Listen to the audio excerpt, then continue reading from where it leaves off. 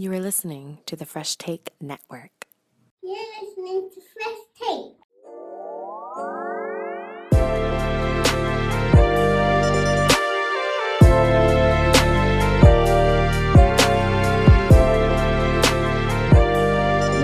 What it is, what it do, welcome to the 2024 Sports Year in Review. It is myself, Joshua Arbuthnot, and Peter Klein from Couch Potato Diary, from the Fan 960, from Overtime, from Dinos Football, from the Okotoks Dogs, and plenty and plethora of other things as well. Yeah, it's the resume is growing. That's for sure. It's been a busy time, so I have trouble keeping track. A couple you mentioned, I was like, oh yeah, I do that. So it's a busy time, but makes doing these shows a whole lot of fun because there's a lot that you can pull from for year in review Yeah, stuff. absolutely. And I guess too, you and I share the Ambrose Lions, calling them together as well. Because I'm guessing this will go in Couch Potato Diary. For those that aren't familiar with me, I'm the voice of Calgary Dinos basketball, Canada basketball, St. Trojans basketball, Coach Dogs still not as much as I did last year. So Peter and I tend to cross the streams on a few things. He's got the hockey side all to himself, and I take a majority of the basketball stuff. But an exciting year in 2024 for sports. We got a Euro Cup. We got Olympics. It was a fun year overall. Yeah, it really was. And going back over this, like you kind of forgot about like Canada at Copa, and Yep. the run that was that, and like yeah, the Olympics and everything. It was quite the last 365 days in the sports world. A lot to celebrate and a lot to make fun of as well. Yeah, absolutely. So let's, without any further ado, get to it. And one of my favorite awards, the best up and comer. And I feel like, when we started doing this back in about 2014, 15, there was, up and comers were, you would look at a lot of the NCAA, or you look at some, up and coming hockey players and whatnot. But now we have such a vast variety of how to view kids from being as early as 14 years old and up to really see who's up and coming more than ever, Peter, in all sports. Yeah, you really do. Like, and that's what we said. A lot of the things that we have, a lot of the things that we get to do, like that, there just weren't those broadcast outlets available Nope. all that time ago, right? And so now, when you have stuff like the Ambrose basketball and the ACAC TV and what Yep. they are doing, who I've been able to work with, HN Live and Silent Ice TV, and some of the minor hockey tournaments that we get to call, you really get to see a lot of fantastic talent work their way from not just like we used to be with college, maybe a couple international tournaments, and now the pros, but you get to follow these kids for a long way and see that development path. It really is exciting. Yeah, absolutely. And back in the day, I would have said someone like Arch Manning for this, but there's so much talent that we got to pick with. So I will give you the early honors on who your up and comer is. Man, there's so many to kind of pick from, and like you said, like you pop into one thing, and it's oh well, there's this guy, and there's all of that, and then there's another one, and it's oh well, it's this and it's whatever. But I do think I'm gonna go the world of hockey, and maybe it's just because I did a WHL broadcast literally yesterday that's where my focus is, and so maybe this isn't as deep of a cut as we were hoping for, but Gavin McKenna. He's not even draft eligible yet, and he's leading the WHL in points. He has been a just absolute breakout star with Medicine Hat, and I think he's going to be a breakout star again at the World Junior Hockey Championships coming up. I just that there is so much incredible talent in this kid, and for him to be having the success that he has had, even just before his draft year, is really incredible. And so I had to get the nod to him. And like you said, for some of these kids, I think, when we had Scott Robin on here before, that's the thing he pointed out is getting the chance to see some of these kids so early and then getting the chance at the World Juniors. You get the chance to see them so young, but then the world gets a chance to see them really propel themselves. Yeah, and again, you get to see that development, and you get to see not just like, oh wow, this kid's awesome, and now he's still awesome, and now he's even awesomer. But you get to see how do they handle adversity? How do they handle? Okay, you're a 16-year-old at the World Juniors. You're kind of getting pushed around by 19-year-olds. How do you adjust to that now in your next year, and how do you grow from that? And so you get to see what these kids really are made of. And it's again, it makes for a fun journey to follow along with. I kind of cheated a little bit on this one because I ended up picking a female and a male athlete in this one because it was just so hard to choose between two. But I'll start off with the female side, and that is Jersey Robinson, who came to the Edge this year. She's number one recruit coming up, not this year, this will be her senior year, but she ended up coming to the Edge for their Women's International Invitational. And number one, I have never seen a kinder individual. She's getting this star success early on, getting autographs and everything. Was happy to have her there. Really cool moment at the Edge that I'll talk about a little bit later with so many of the Edge students getting to watch her play, and she lives up absolutely to the hype. It's unbelievable to see a recruit at this level and see the absolute talent. She has it all. She has a defensive game. She has a mid-range game. She can drive to the lane fantastically. She has an outside game. She can shoot for three. Defensive, she's great. Love that she always has a smile, and it's not an arrogance, it's a confidence that she has to her game that was absolutely phenomenal. As we see the women's game grow more and more in basketball, obviously Caitlin's left the college game this year will be a lot of Juju and Paige, but Jersey is going to be that next one that really hits that level. She was phenomenal. Won at the FIBAs and won medals there for the Americans, and then at the Edge doing her stuff for Sierra Canyon. Obviously, a basketball factory out of California. They're not too bad at propelling professional talent. She was just phenomenal. And so she is my up and comer. But I also have to talk about a young man, Cole Beckring. And when you hear that name Beckring in Calgary basketball, that definitely stands out. And Cole definitely lived up to the hype. Again, I got this chance to see him at the Edge. And this young man is going to flourish, whether he goes to the NCAA, which I think he absolutely has an opportunity for, or goes to Canada West. He is just an absolute stud. He had an outstanding performance out of Vegas this week. And Eddie has a great talent with a lot of guys on that Edge team, but Cole Beckering really stood out to me as an absolute superstar talent that we're going to see in the future here. Nice. Yeah, a couple solid picks there. Absolutely. Sorry, I was trying to find. I did the Rocky Mountain Classic here a Yeah. few weeks ago, and there was one player. I was going to say who stood out, but obviously didn't stand out enough that it locked my mind. I was trying to find who it was. I couldn't quite find it, but there was a female player on one of the teams who very much felt above and beyond. And chatting with her after, that there was a lot that she had to deal with as being the only one of like two or three female players in the tournament. But apologies, couldn't quite find that name. But you nailed your first couple picks there. Those were pretty good. You know what's really interesting is I love too for these female athletes now with what we have for the PWHL and now with the WNBA and what we have for the international soccer side of things is these female athletes that you get to see is they get to know that there's this professional stage that they get to go to, right? So they Yeah. get to stand out just as much as their male counterparts did in the past, and that's one of my favorite stories of watching these young athletes this year. Rather even be a Miriam Cohn at the University of Calgary or Adrian Boken at Ambrose. That's just a dominant on the rebound. Like you obviously Boken, she's unbelievable at Yeah. getting rebounds. I love that there is now a level to get to a professional side for them for hockey, for basketball, for soccer. There is that now that standard that they can get to. Yeah, and because there would be some times where you would see some standouts at any of these tournaments that we would go to, and it's like, well, I mean, it's awesome for them, but there isn't a whole lot after all of this, and now that side has just developed so immensely over the last 5 years, even just the last couple of years. Things have really blown up post pandemic in the female sports side of things, and it has been a blast and a real treat to watch. And then you see the PWHL players in the NHL video game, Yeah. WNBA players in NBA 2K. For the last couple of years as well, and so you're starting to see that progress that is well overdue, but happy to see it now starting to really shine.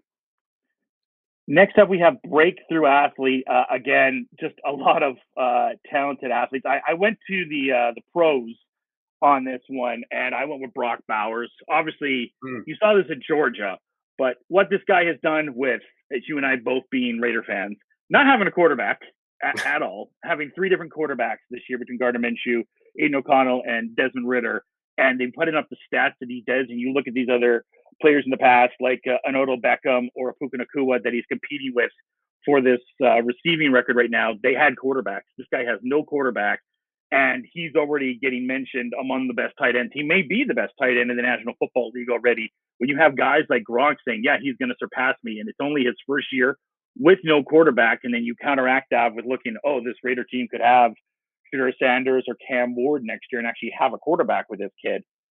The fact, too, is he could be one of the top 5-10 receivers at times, the way that he plays in the NFL right now.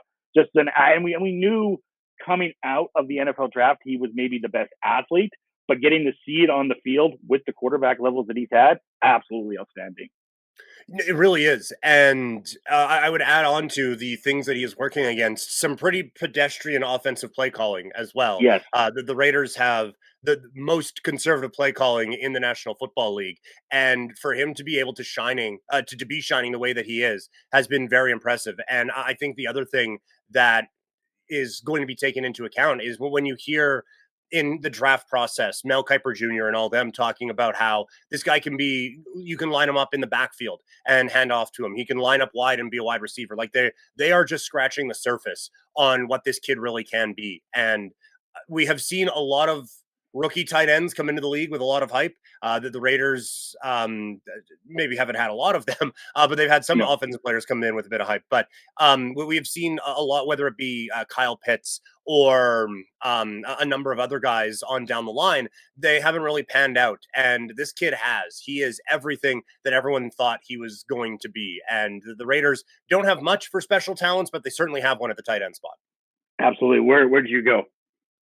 I basically had a tie that I had to break, and I'm going to do it at this exact moment. I went to the fight game. I'm going to go with the UFC featherweight champion Ilya Topuria.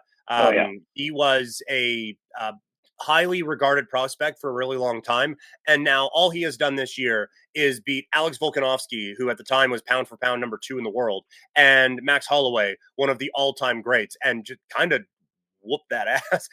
He was very good and very efficient, and you can see the scary thing about him is he came up as a prospect, and the main thing that was talked about him was his grappling, and now he's beating up dudes on the feet. And so we haven't even really seen at the highest level what his actual strength is, because the thing that he has worked on has got him now to that top tier. And the UFC now with a champion out of Spain, they need I think a little bit more of an into the European market, given everything going on with Conor McGregor right now. I think this guy, he broke through this year, and I think next year he can rise to super duper stardom in the Ultimate Fighting Championship. Yeah, I think he's a good pick because I really saw, as someone that's kind of backed away from UFC, he seemed like someone that really started to pique the interest of people that went away, and what was a very good year for UFC. Yeah, it really was. I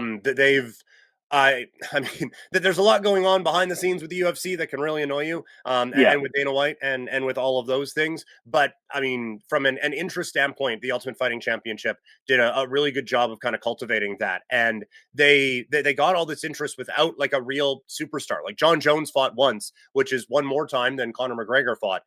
They don't really have that big box office attraction right now, and so he can, I think, very easily. Like he has a aesthetically pleasing way of fighting. He is a good looking dude. And I think there is going to be a real following behind this guy going forward.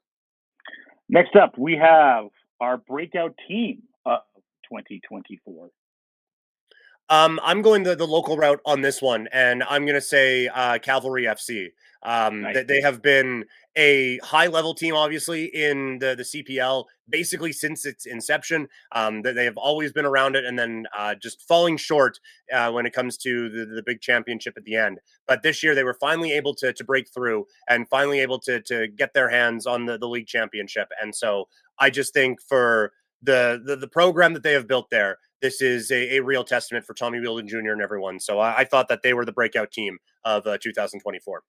Kind of similar to what you did. I went with the Keanu Huskies. Mm. who just could not get over this gap of the State Trojans. They just kept on facing the State Trojans. State wins 6 ACAC championships in a row, then win the national championships. Last year, Seattle came in undefeated into the provincial championships, and because they lost to State, they only have one loss, and they're not eligible to get a bid to the national championship because State had an automatic bid, and then St. Mary's, by going to face them in the finals of the provincials, got it. And Jerry Merlinga was crushed at that point, reset his roster. They hosted the provincial championships this year in Fort Mac, finally slayed the State Trojans, and then beat St. Mary's to finally win the provincial championship, the ACC championships, and then went on to win the national championships this year, and now are the standard in ACAC basketball. You really like we see these probably more often than we think in sports, where it just you get up against this one thing, you just can't break through it, and then you're finally able to push through. When you see that, especially at a collegiate level, you think of the players that have graduated and move on that were so close to that opportunity, and I'm a little sympathetic to them because that happened to me in high school. My all 3 years in senior basketball in high school, my team lost in what would be the Elite Eight of Saskatchewan provincial basketball. And then the year I graduated, the year after I graduated, they went off and won the whole thing. So I sympathize with those players, but it is really cool to see the progress of a program and get built up in that way, and to be able to now have that winning culture and that winning tradition is a bit much, but to have that proof of concept that what you're doing can get you to the very top is something that can really help programs grow for years and years and years to come. And on your mark too, the Calvary, I feel like we have got into this summer now, and it is, there's big sports teams in it just used to be, hey, it's the Stamps, that's the summer. Yeah. And with what the Dogs have been able to do, winning 3 championships in a row, the Surge continue to grow in this city, and the Calvary just have this. I would say out of all those teams, have the most passionate, dedicated fan base right now. All respect to the Dogs, who definitely do, but this Calvary fan base continues to grow and continues to have passion in this city. Yeah, they really do. And if you haven't been to a Cavalry FC game, I would very much recommend it. We weren't able to get our season tickets this year, but we had them for last season, and it was a blast. And yeah, the foot soldiers down there behind the one goal with the flares and everything else and the chants and all, it is such an amazing atmosphere. Spruce Meadows is a stunning facility, and I think that Cavalry's success, I guess, and popularity is going to grow, where they're going to need to expand some stuff out there, and hopefully they do, because it is such a unique facility, and such it brings a level of class to the program, and they've been able to build on it and done a really good job out there. So exciting times for Cavalry for sure. All right, next one that we have is the most exciting team to watch. I went to the professional ranks on this one. I went to the Houston Rockets. This team, the depth on this team is ridiculous, and obviously they didn't make it to the next round of the NBA Cup. But it's there's so much trade rumors and everything going on with them. But just from the very top, you have a guy like Cam Whitmore that can't find minutes right now, and any other team would probably average 15 points a game. Having a guy like Jabari Smith, Jalen Green could be a superstar, an all-star in this league. Thompson has been great. Fred VanVleet probably won't be on this team next year. That's how much depth they have. They signed into a big contract just to add talent, but they don't need a guy like Dylan Brooks or Fred VanVleet anymore with all the talent they've been able to draft and sign. Yeah, they've done an amazing job of building that roster up. And when people talk about rebuilds and tanking and all of that, they're going to be one of the. I mean, we'll see what the end result is, but the accumulation of talent that they have, that's what you dream of when you start down a path of let's start to rebuild. That they have done very quickly. And yeah, Fred VanVleet, it's a kind of a double-edged sword, because I think him being there has allowed these kids to mature in their own time and not get too overwhelmed. But now they have kind of passed him a little bit as well. Yeah. So he has done, and maybe this is just me looking too much into it as a Raptor fan, but he's done too good of a job of mentoring. And now that they don't really need him there anymore. For my pick, I went with the professional route as well. And I went with the Detroit Lions. That was my other pick. Dan Campbell calls everything like it's a video game. They go for it on fourth down all of the time. They had a very good pass rusher in Aiden Hutchinson before he went down, but now they can't defend worth a lick. And so because of that, all the games have 40 points, and the offense is just spamming deep shots. They have so much talent on the offensive side of the football, and it has made for a very entertaining watch. And again, we talk about teams breaking through. It's just fun to see the Detroit Lions Yeah. actually be good. And now that we've had it for a couple of years and it's not so jarring, you can really appreciate what's happening out there in Detroit. The heartbreaking thing now is, as of recording today, Monty is now maybe out for the Mhm. season now. And as much as I hate that Monty injury and I wish it didn't happen, now we get to see Jahmyr Gibbs fully unleashed, which is kind of an exciting thing to have in that offense. And they get a guy like Tim Patrick, who was kind of casted out by the Denver Broncos, and to see him now really fulfilling in himself. The Lions were my second pick. It was a really close between those two. Yeah, the Rockets one was a good pick by you as well. My I guess honorable mention would be the Bills, just Yeah, because Josh Allen has kind of found another level as well. And so what we're finding is I don't like defense. Just yeah. put up all the points is what I want.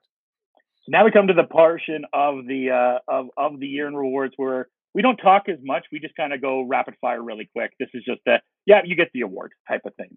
The NBA, I for best basketball player, I went. I guess it could be either way actually. So best basketball player, it could go either way on this one, female or male. I went with Nikolai Jokic though. Yeah, I mean, tough to go against that one. I did. I went Steph Curry. That they maybe didn't have all the Fair team enough. success, but he was brilliant, and he wasn't like start to finish amazing at the Olympics. But when they needed him to be amazing, he was that and then more. Yeah. For the U.S. helping them win a gold, and now this year again, Golden State off to a pretty good start, and getting him some help with the Dennis Schroeder trade. But I mean, he is just one of a kind. And I mean, Jokic is probably the best player in the league right now, but I just think given everything that he didn't have to work with, and then also what he did at the Olympics, I had to give it to Steph Curry this year.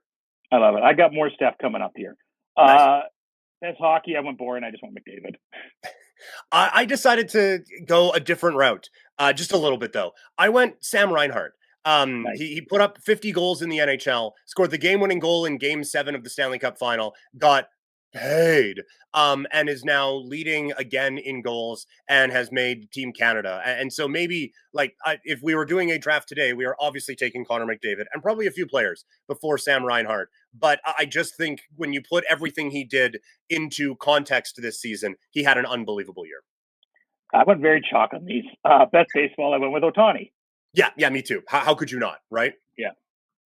It was pretty obvious in that. Best football. This was a tough one. There was a lot of options there, but I kind of based it more on this season. And if you face this guy in fantasy right now, you're kind of screwed. I went with Josh Allen. Everything that Josh yesterday he had a chest pass to Dalton Kincaid and it didn't count. But everything he's doing is I haven't seen anything. Lamar was really electrifying, but like what Josh Allen is doing in these even the loss to the Rams was just phenomenal to watch this guy.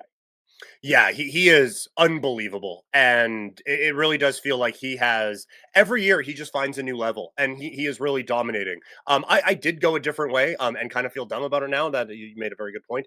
I went Saquon. I That's just the other think one. That was my backup. and I think again, looking at the context of it, where he got to escape New York, and now everyone is seeing how good this guy really is when he has any support around him. And again, when you face him in fantasy, it hurts. It Yeah. hurts. It doesn't feel good. No. He is a beast and just incredibly talented. And maybe this is just me fighting back because quarterbacks get the MVP all the time. So the award that I get to have a say over, I'm going to give it to the pesky little running back. But running back in general with a resurgence this year in the NFL. Oh God, yeah. Except in fantasy playoffs this week, if you had Derrick Henry or Barkley, you're kind of crying a little bit. Yes, that's fair. Yeah. At the worst possible time, that they've come back to bite you. That's fair. Best international athlete, I went with Jude Bellingham. Pretty much carried England to the Euro Cup final. And then obviously England didn't win, but everything he's doing in football, there's so many options you can go with in the soccer side of things. And there's a lot of great other international athletes you can go with that had good years. But I thought Jude Bellingham really stepped out this year to make a case for him being the number one footy player in the world. Yeah, that's a good one. I also went on the footy side. I had to stick with Canada Soccer though, who I mean didn't exactly shower themselves in glory in the back part of the year, but Jacob Schaffelberg. Love He it. was what was it, Maple Messi or something along those Yeah. lines. that they were calling him during Copa. I thought he had a real breakout, playing with Nashville and MLS now as well. I just thought he had a phenomenal tournament at what was a real high point for Canadian soccer this year. So I went with the homer pick on that one. Best combat athlete in MMA, wrestling, or boxing? I'll let you go I on this one, went. Peter. Obviously, a lot to pick from. We talked about a breakthrough performance from Ilya Taporia. Tom Aspinall had a really good year as well, just knocking out anyone who exists at over 260 pounds. But for me, it was Terrence Crawford, to come back from the layoff that he had and to put on one of the best performances you'll see in a pound for pound matchup, as he just shut down Errol Spence Jr., who is a phenomenal fighter. The second fight of the year didn't go as smoothly, but he still picked up a win in a weight class that he hadn't really ventured into before. And he headlined one of the deepest boxing cards in the history of the sport. And obviously, there's some greater context to that, with Saudi Arabia's involvement and all of that. But just from between the bells of whatever, Terrence Crawford, I thought with that win against Errol Spence Jr. kind of locked this one up for me. We're simpatico on that one. I also went with Terrence Crawford on that one. I think that was kind of a no-brainer. My backup, because we won't be able to talk about wrestling, was Will Ospreay. Pretty much put him in the ring, and you're going to get a 4.5 to 5-star match. This guy is allergic to anything under 4-star matches. Well, and he's making everyone around him better now, right? Like the Yeah. Kyle Fletcher story elevates him, and moves him up. I would like to see him treated like a bit more of a star in AEW, but not to go too far on the wrestling side. But the one thing that kind of caught me is that it's a unique style, but his promo is so much better than I thought it was going to be coming to North America. So yeah, full marks to Will Ospreay for a phenomenal year as well. Collegiate athlete of the year. I wanted to give this to a local athlete so bad, but it came down to the college side, and I'm going to go against the Heisman, and I'm going to give it to Genty, because what this guy did was unbelievable. Like, the fact that, number one, just the rushing that he did and coming to Barry Sanders' record, and the fact that he more or less got Boise into the college football playoff, and he's coming in as one of the best running back talents we've had into the draft since Adrian Peterson. I mean, this is a guy that's going to come in and automatically be a top 10 player in any fantasy draft next year. Not that that is the standard for making a good athlete, but this kid was absolutely phenomenal. I thought he should have won the Heisman. Travis Hunter, great doing things on both positions, but Travis isn't the best cornerback in the in the collegiate football ranks, and not the best receiver in the collegiate football ranks. If you want to make him your best college player, I totally understand. But kind of like you got to do with some of your awards and with the Josh Allen pick, I'm doing this and picking my Heisman and going with Genty.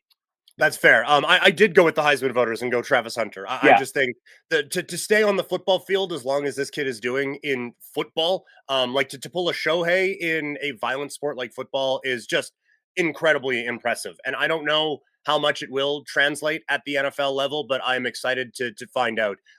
Hopefully not on the Raiders, because that means they won't be going quarterback. But I think that there's a lot of excitement around this kid. And so I just think what he has been able to do in such a unique fashion needs to be celebrated. We talked about I was talking about the fantasy side with Genty. It's so intriguing what the fantasy side for him will be in the NFL. If the coach, whoever he goes to, does decide to play him on both sides of the football, how did the cornerback stats work as far as that work? Do you include like an interception or a tackle and all that? It's kind of like what we have with Taysom Hill. It's very different with Travis Hunter all of a sudden, how that's going to work. I would assume he would be focused more on being a DB and play wide receiver up and down at times, but it's exciting to see what happens with him. Yeah, I would assume he'd kind of be like an old school kick returner in the NFL, where he'll probably play quite a bit of corner, but then used as a gadget type of an option every few plays or something like that. So the main hope is that he goes somewhere with creativity on the offense and not just a boring whatever type of a team. I'm hoping he goes somewhere that they can really unleash him. Next up is best amateur athlete. There was a lot to pick from in this one. Best Canadian amateur athlete. There was a lot to pick from on this one, Peter. Yeah, there was. I went with again college football. I went Curtis Rorick. I would say a Canadian being in the running for the Heisman is kind of rare. Canadian quarterbacks, well, we don't have a ton of them.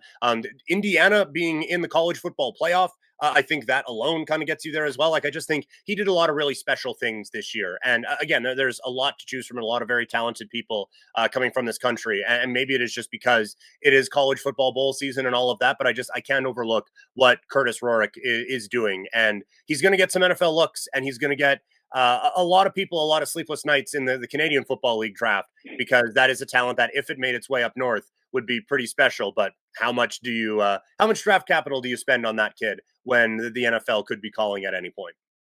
Now that is a great pick, and I like my pick, but I love that pick. That's a great one. I just want to give an honorable mention to Nate Boscheman from the Calgary Dinos. What he was able to do on the defensive side of the ball was absolutely amazing. I went with the collegiate basketball side to the University of Victoria. Diego Maffa. This guy is the Canadian version of Steph Curry. Plays on the BC side and the CBL at times.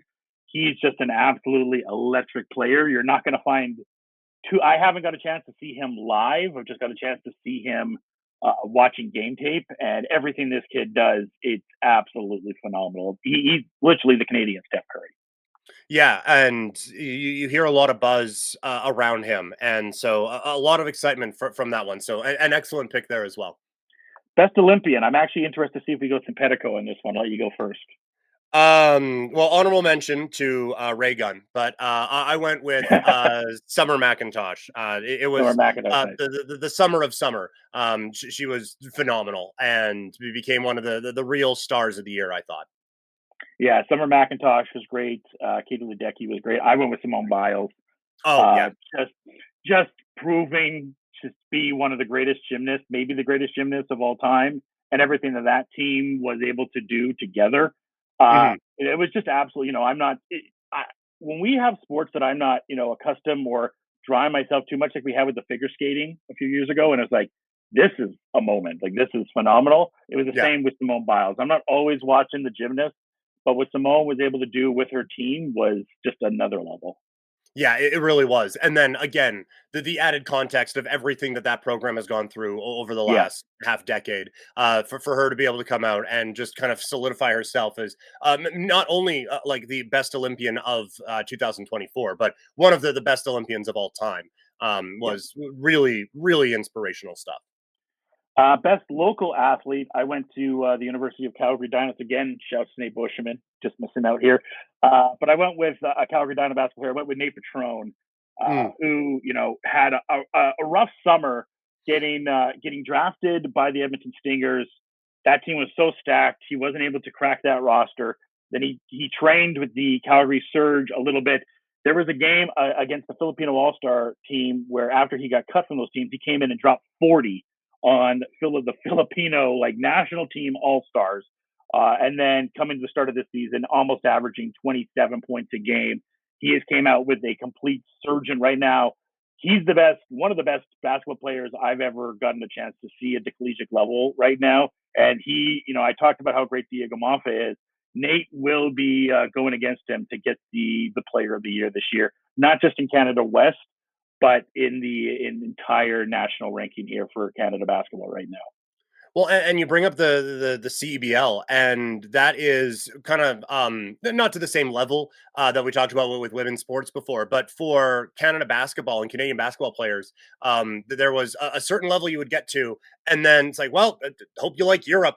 Or something along those lines. But now for there to be a program here in this country to either strive for or to be another step in your basketball journey is really exciting. And so it gives some of these players who there wouldn't necessarily be an opportunity, gives them an opportunity to continue on in this in a professional manner. It is really, really exciting. And it leads to great stories like that and development wins that we get along those lines. Absolutely. Where'd you go for best local? I went with stuck with what I know. Okotoks Dogs. I went Connor Croson. When he was great. You hit a walk-off home run to win a championship for your hometown team. You get awards. And he was unbelievable all season long. And I remember chatting with him before the season started, and he coming off another 300 season in the college ranks. And it's like, okay, so what do you like? what do you work on now? So, well, I'm looking to drive the ball a little bit more. I feel like my offense could improve a little bit. And I felt bad because I did laugh in his face, because this is a guy who hits 300 everywhere he goes. And then you see the new approach, and he's hitting bomb after bomb. Has a big day on opening day. I think you 4 for 5 or 5 for 6 on opening day. Wow. And basically, like, the batting average didn't dip below 400 until past the midway point of the season. He was that good all year long. And then, yeah, the cherry on top with the home run, like, you felt something special was going to happen every time he came to the plate, and he tops it all off in a phenomenal way to close out the three-peat for the Okotoks Dogs. I was lucky enough to be in the booth for that one with our friend Conrad on that call. And, you talk about watching his growth too, because I didn't really look at him as a power hitter beforehand. Mm-hmm. He was a very consistent hitter, but he wasn't a power hitter. So for him to get that moment was absolutely phenomenal. And, getting to have to compete with the Brandon Luthers and the Sanchez's and the other big names that Dogs team had, and then to kind of jump to the forefront, including in the playoffs, absolute phenomenal year for Crossman. A great pick. Yeah, and it reached a level that you weren't sure he could get to, and that's not a knock on him. It's just you kind of thought, like, yeah, this guy's hitting 300 everywhere. What else does he need to do? Is, oh, well, he's had power to his game as well, Yeah. and an excellent approach, and yeah, like, just kind of on a very talented roster was able to stand out. All right. Next up is there we go. Best coach of the year. I went Jesse Marsh, again, taking Canada to levels that we hadn't really gotten to before at Copa America and all of that. I think just adding legitimacy to this men's program. And when the Americans had their stumbles at Copa and Canada is off playing for a bronze medal, when you have the Americans seeing if they can poach your coach away, things have gone pretty well. So I think a lot of very good candidates this year, but I went with him. I picked Dan Campbell, but I'm more interested in talking about your pick because that's a great pick. Even with the American side of things, and they're talking about getting, the former Liverpool coach and who else they could, pick out. Could they get Gareth Southgate now that he left England? It became a big thing about, the Americans. They're trying to copy what Canada did instead of trying to focus on what the Americans could do themselves, because there was envy of what that Canadian program could do. You kept on hearing that more and more, rather be on the Fox Sports, on the ESPN, with results of what the Canada team was doing compared to where the Americans were. Yeah, and that's especially on the men's side. That's not a level that we had ever really gotten to. And so now, in this really important time leading up to 2026 and the build up to the World Cup here in Canada, having that guy at the helm, you feel very confident about the direction of this program now. I like the Dan Campbell pick as well. He was my honorable mention. I didn't like what he did yesterday, doing an onside kick with 9 minutes left, but this is what you get out of Dan Campbell. Yeah. You live with it when it works. So sometimes when it doesn't, you just kind of got to roll with it. Best GM, I went with Howie Roseman. Everything he was able to do for this Philly team. Philly had a tough loss to the Buccaneers. Brought in Saquon Barkley, changed something. He loses a guy like Jason Kelsey, redoes that line. He's had to deal with drama consistently, rather it be with AJ Brown, whether it be with Jalen Hurts. And as we go today, and look, the Lions injuries have a lot to do with it, but as we look at the NFL today, as we're recording this on December 16th, all of a sudden the Eagles look like Super Bowl favorites now out of the NFC. Yeah, they really do. And then you look at the injuries that Detroit has on defense that we talked about earlier. And now, like you said, that path is opening up. And as we're recording this, like you said, they're tied. If Philadelphia can somehow get that home field advantage in the NFC Championship game, then they are, I think, far and away the favorites there for sure. So no, that's an excellent pick. I went on the basketball side. I went with Brad Stevens.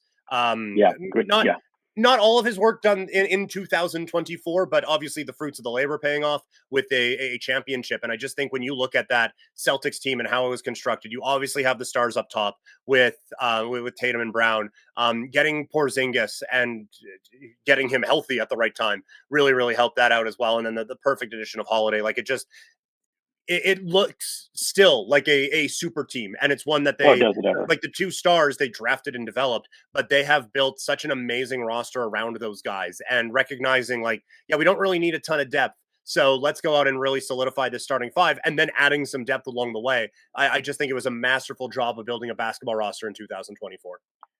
Best individual performance. I went back to the basketball world, and I don't know if the intent was for a for one game, but if it was, I'm stretching it. I went Anthony Edwards just in the playoffs. Yeah. Maybe Bill Simmons went a little bit far with some Michael Jordan comparisons at times, but I mean the kid found another level and found another gear.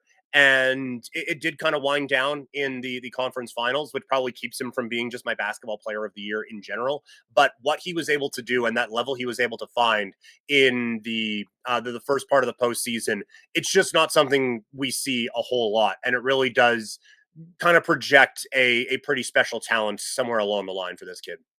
Specifically, I look at that Suns game. I think it Yeah. was game 5 or 6, and it was just like, okay. And then what he was able to do against the Nuggets as well. You had a consistent basis on that. I'm kind of like you. It's an individual performance, but in multiple sides. I went with Scotty Scheffler. Oh Uh, yeah. Oh, just, that's a I good pick. mean, Oh, I like that. what this guy was able to do, winning the Masters this year, winning gold, and I might talk about him a little bit later. I just thought this guy is absolutely dialed in right now. We kept on looking for the next guy that's exciting like Tiger, and we went to the Jordan Spieth, and we went to Johnson and different routes. And I think it's Scotty Scheffler. I think we found our best golfer in the world right now. Yeah, it's so consistent. I love that call. That's such a good pick. I am very jealous of that one. That's bravo. That's well done. That's a really good one. Then we did best postseason performance, and I just kind of this was a championship game as well. And I kind of went where you went earlier. I went with Steph Curry in the Olympics. That Mhm. was that's one of those performances I'm just never gonna forget in my entire life. It didn't change Steph Curry's legacy, but it increased on his legacy. There's a lot of debate from pundits if Steph is in that top 10. Is he ahead of Kobe? Where is he on the point guard ranking of all time? And this just took it to a different level. To now, if he can get that fifth ring, what are we doing with Steph Curry's legacy? Because there's a lot of good that he's done with his individual play. There's a lot of bad of what he's done to the game of basketball, you can argue, but we'll talk about that later. But what he was able to do in that game against France was a chef's kiss and just exciting about. Even every one of us is probably going against Team USA, but then Steph is doing what he's doing. It's like I don't even care anymore. This is amazing. Yeah. No, it's unreal that you have a guy who is on a team that had a dynastic run for a really long time, and you don't hate him, right? Like it's very few guys get to do that because you hate those guys on those teams for forever. But he has that Derek Jeter way about him where it's just like I can't hate you. No, that an excellent call there. I went the hockey route. I went Connor Yeah, McDavid. yeah, Um, that was my other I one.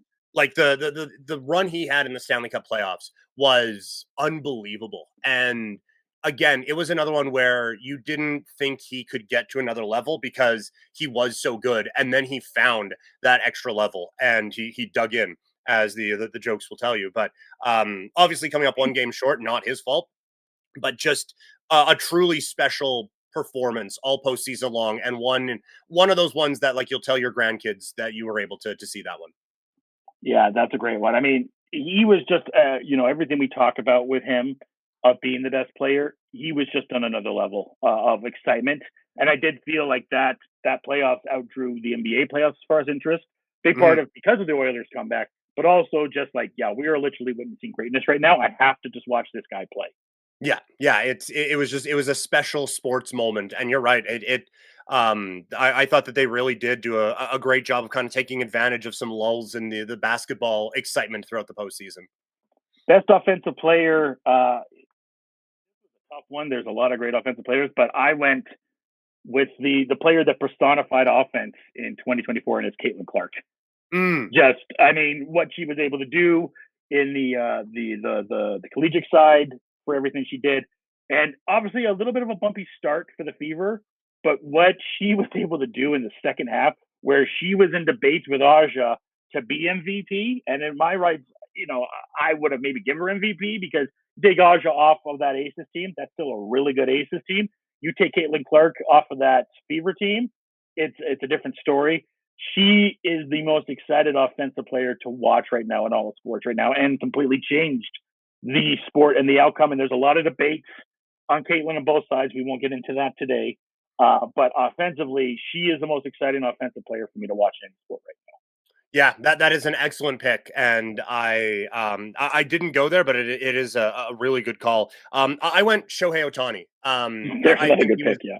setting records for offense in baseball in 2024 is a little bit difficult given some of the enhancements that others had before him. But the first 50-50 guy in the history of the sport Nuts. and what he was able to do is it is, again, it's otherworldly and it's not fair. I mean, it's good now that he's in the National League because guys in the American League can win the MVP again. But the fact that this guy took a year off from pitching and instead of, okay, well, instead of this thing that I'm going to do that no one else can do, I'm going to do a different thing that no one else has ever done and steal 50 bases and hit 50 home runs. It's remarkable what this guy can do and the talents that he has.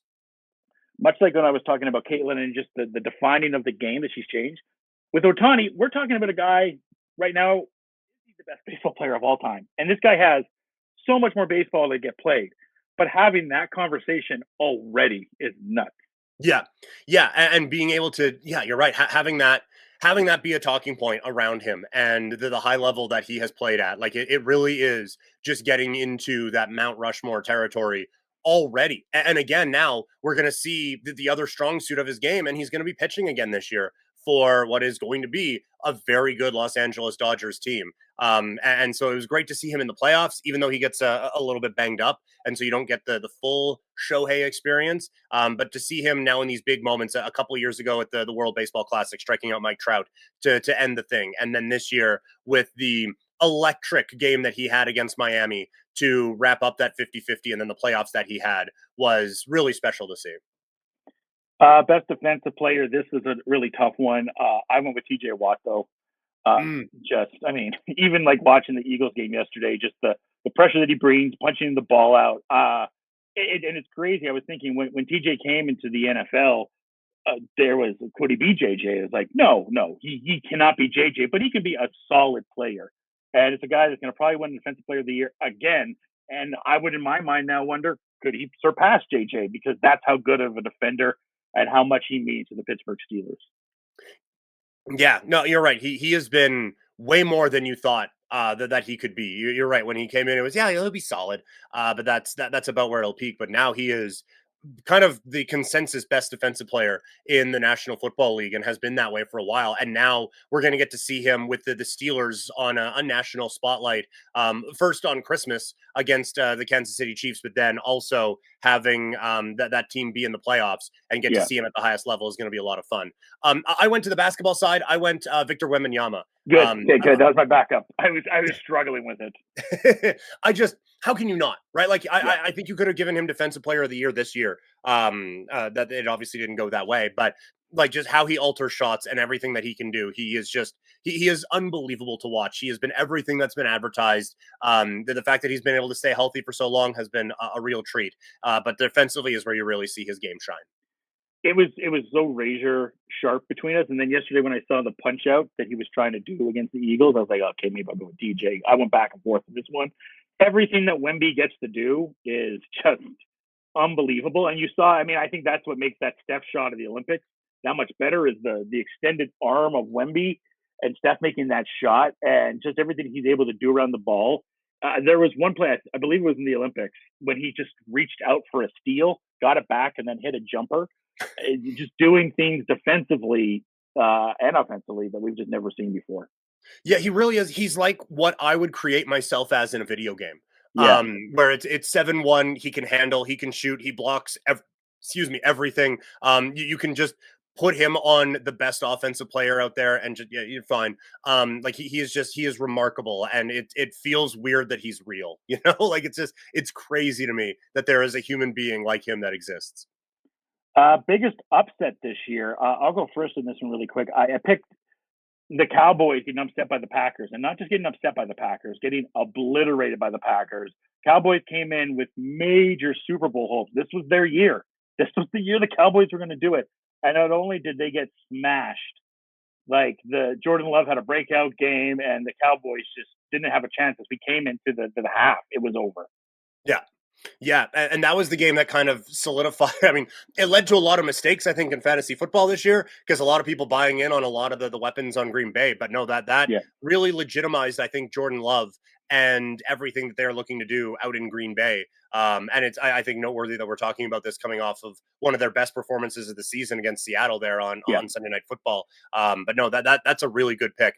I went the route of the Canadian Football League. I went with the Grey Cup this year, with the Toronto Argonauts beating the Winnipeg Blue Bombers. Winnipeg getting to the Grey Cup for the 5th year in a row. You have Toronto with Chad Kelly breaking his leg late in the East Division Championship game against Montreal. And you have Nick Arbuckle, who for a bit was the next one out here in Calgary, and now has just turned into this journeyman who hasn't been able to stick anywhere, including earlier this year as the quarterback in Toronto, not being able to really get the job done, and opening the door for Chad Kelly when he came back from suspension to just ease right back into that starting job, and then have Arbuckle come out and win that Grey Cup against a team looking to finish off a dynasty was something pretty special, and certainly not something that I anticipated going into that game. So that was the upset that kind of stood out in my mind. We've kind of had that the last 2 years now for the Grey Cups, because no one had the Alouettes win in the prior year either. Right. Yeah, exactly. Yeah, the Alouettes' first win against a 500 team came in the playoffs, and then they got a couple of them and won the Grey Cup. So yeah, and honestly, even the year before that, Chad Kelly, say what you will about him as a human, but he came in as a backup in that Grey Cup and led the Argos to a win. So yeah, the CFL championship has led to some pretty neat Cinderella stories the last little bit. Best acquisition. I used to have this as trade, but this can be a signing or a trade. There wasn't like the blockbuster this year, but I picked for best acquisition. I picked Saquon Barkley just because it changed what the Eagles. I know Bill Simmons said you take Barkley out of that Eagles team and they're still the same if they had whoever. I can assure you, I don't think that's the same case. If they had Zamir White, for example, I don't think this Eagles team is doing what they're doing. And Gainwell looked great yesterday. But Barkley has just been another. You could give it to Derrick Henry as well, but he really has shown to be the Saquon Barkley that we've had and really changed the dynamic of this Eagles team to open up a game like yesterday where you can get the passing game more involved for an A.J. Brown or for a Devontae Smith. They have that two-headed monster now that's really hard to know where they're going to go. Yeah, and that it's an excellent pick. And honestly, I had it written down as best trade. But I was like, oh man, if it was free agent, I like Saquon, I would rock with it. Because I think it legitimizes it. And like Jalen Hurts is a talented quarterback, but he is still flawed as a passer. And so I think to not need him in the passing game has been a real boost for Philadelphia and everything they have done. I went, because you were right, there wasn't like that big blockbuster trade. I went with, again, kind of what I know, OG Anunoby going from the Raptors to the Knicks. I think OG added a little, like he's a perfect Tom Thibodeau player, and he just added that little extra piece that team needed, that if everyone doesn't get hurt going into the East semifinal against the Pacers, then the Knicks are going to the conference championship and giving the Celtics a bit of a problem. And now he is someone who I think, again, it hasn't been the same type of a start for the Knicks with Karl Anthony Towns and all of that, but he is still a very important part of what's going on in New York. And for the Raptors, like it's allowed RJ Barrett to find, I think, another level professionally. He's been excellent. And we haven't really seen it with Quickley and Barnes together that much yet. I still think that if both of them can stay healthy at the same time, that is actually a really interesting duo that you can have. The Raptors are still probably a piece away from being a piece away, but that they've at least been able to find something new in RJ Barrett's game, which has been a whole lot of fun. So I think there was a little bit of both sides working on that one, even if I wish that maybe there was a little bit more of a future play on that one from the Raptors instead of a here and now thing for Toronto. The Raptors tank has been masterful this year. It's been one of my favorite tanks in the NBA, where if they are able to get an Ace Bailey or Cooper Flagg, they are all of a sudden a play-in team and a really tough and interesting team. That's why I love this tank. If the Raptors get pick one or two, then it's like, okay, this is the playoff team next year all of a sudden.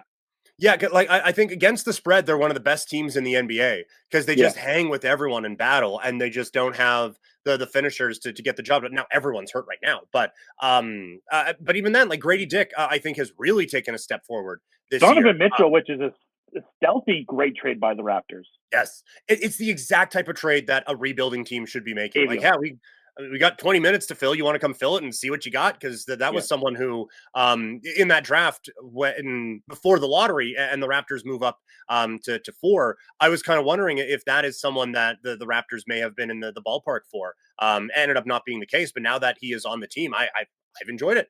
So they've been smart about this rebuild for sure. All right. The best jersey, to me, same with the Raptors. I think this Raptors Vince Carter tribute jersey is just amazing. Yeah, that's mine as well. Yeah. I like. There are a few good ones in the NBA. I do think the City Connect jersey needs to just die and just be done. I think we're kind of forcing it now, but it has led to a couple pretty good Raptor ones, and this one is no exception. I think they crushed it, and then the court and everything with it as well is perfection. Yeah, unbelievable. Best play, I went with Steph 3 over Wemby. That was just it's in the electricity that it added on top of everything like that. Yeah, tough to argue with that. I did go a different route. I went with Luca over Gobert, and then him swearing at Rudy Gobert after with the just taking it in personal offense that Rudy Gobert thought that he could guard Luka Doncic. So maybe the play not quite as spectacular, but a big moment in the West Final, and then getting an all-time Luka yelling at someone moment, which I thought was pretty special. With this category, I was like, I need to write these down more because I'm sure there's something that I'm going to forget per se. I will say a more recent one was the Kadri goal the other night. That was just unbelievable. Yeah, the jump over and all of that. Yeah, that was pretty spectacular. Yeah. Best moment, Peter. A few to pick from this year, like you said, we had a pretty magical sports year. But I went Freddie Freeman. Walk-off home run, walk-off grand slam in the World Series. It's something you dream of. I thought that like the call on Fox was spectacular with it as well. Like just everything about it was phenomenal. So yeah, for Freddie Freeman, walk-off grand slam in the World Series gets the job done for moment of the year for me. That was mine as well. That game was, and I really think that series really raised baseball when it really needed it, especially for ratings. And Freddie getting that and everything with Freddie associated with it. If it wasn't for Otani, I almost wanted to give Freddie Best Baseball Player of the Year. Yeah, because he had a phenomenal year and a phenomenal postseason, and hitting that jack was, and I think that kind of swaying the tide of that postseason because the Yankees had such a hot start in that game, and the Dodgers were able to come back, and then the Dodgers kind of got a little momentum there, and then obviously the fielding errors happened in the final game. Yeah, that really I think took a lot of the air out of the Yankees, and that they were able to avoid a sweep, but not much more than that. The best league, I went with the NFL. I just think right now on everything it's doing, it's just killing it right now. Especially in North America, I just don't think anything's even close to touching it right now. From a business standpoint, like it's obviously unbelievable what they've done. But I went Major League Baseball. I thought this was an amazing year for baseball. And as much as I was frustrated by the Shohei Ohtani going to the Dodgers is good for baseball, thank God he didn't go to Toronto. As much as I was frustrated by all that coverage, Shohei on the Dodgers was everything you would have expected. And they get a rival in the San Diego Padres. And that series having the snarl that it had, I thought was great. The Phillies being just tremendously watchable and hitting bombs all the time. And just the electricity that the postseason brought. And then you get the two marquee franchises meeting in the World Series with amazing ratings and everything like that. And now you look at the health of the sport right now, and like the Red Sox are looking to spend money. And that's kind of the main thing that I'm looking for in baseball is these teams are looking to spend money. It's a rant I went on Couch Potato Diary. The least valued team in baseball is valued at $1 billion. There's no such thing as a small market baseball team. Spend your money. And we are seeing that this free agency, that the Mets getting Juan Soto from the Yankees, that feels like a shift. Boston's looking to spend. Cubs are looking to get better. The Blue Jays are in on everyone always. You have these juggernaut-looking young teams like the Braves and the Orioles and stuff like that. And I just feel like this was a really, really compelling year for Major League Baseball in a way that it hasn't been in a really long time. And how's about the Pirates having one of the most exciting rookies? Yeah. I didn't even mention. Yeah, Paul Skeens is just going out here throwing 100 consistently. and striking out every human being ever. Yeah, just phenomenal stuff. Yeah, so an excellent one is, and like a couple guys leveling up, like a Tarek Skubal, finding a new level and stuff like that. So yeah, it feels like a really good time for Major League Baseball. One of my favorite categories I get to do every year: best sports moment that you worked, Peter. For me, it wasn't the best walk off for the Dogs, but I still got a walk off win with Ricardo Sanchez with a walk off bunt against Lethbridge in the 13th inning of what was a marathon game 3 in a best of 3 series to move on for the Okotoks Dogs. So that one immediately jumped to mind, and it's just one of the coolest things I've been able to do just in broadcasting in general. I got to be part of the walk-off home run, which was that's a pretty darn cool thing to be part of. But for me, as I get to do this, we've kind of talked about it a little bit.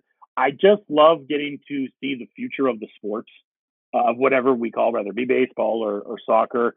And this side goes to basketball for Eddie Richardson hosting the Edge Basketball Invitationals for both the women and the men, and just getting to watch the stars. And Eddie did such a good job of bringing in stars from America, across Canada, and getting to see local stars that he has on his team. Like I talked about with Cole Beckering, Dolly Wall, who is going to the Dinos. Malachi Richmond, who is an absolute sensation, getting to see Peppa Gibb, who her sister Delaney is at BYU now, and Peppa, just a 3-point assassin. She's awesome. Getting to see Jersey and so many other talented players that are up and coming that are going to be institutions in the NCAA and in Canada West in CCA basketball. Eddie's done such a good job of bringing all this talent together, and it was a real honor to get to watch all these young athletes get to showcase off what they can do.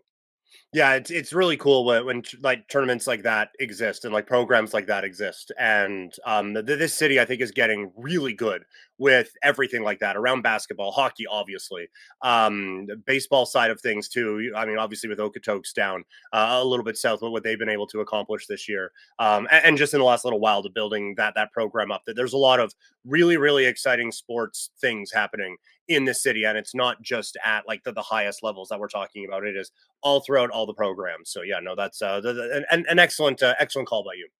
It's really cool too with the Dogs during the baseball draft this year, of just how many of those dogs got drafted, and it's Mhm. like, this is really cool. We're getting to see it with Matt Wilkinson finding his way through the Guardian system, but I think it's also a really cool side of the broadcast side. Is like, oh, I called that guy. I watched that guy when they were this year old, or they were this level of baseball player, and now they're getting to go to this level. That is really cool, and I think it was a record for dogs drafted this year.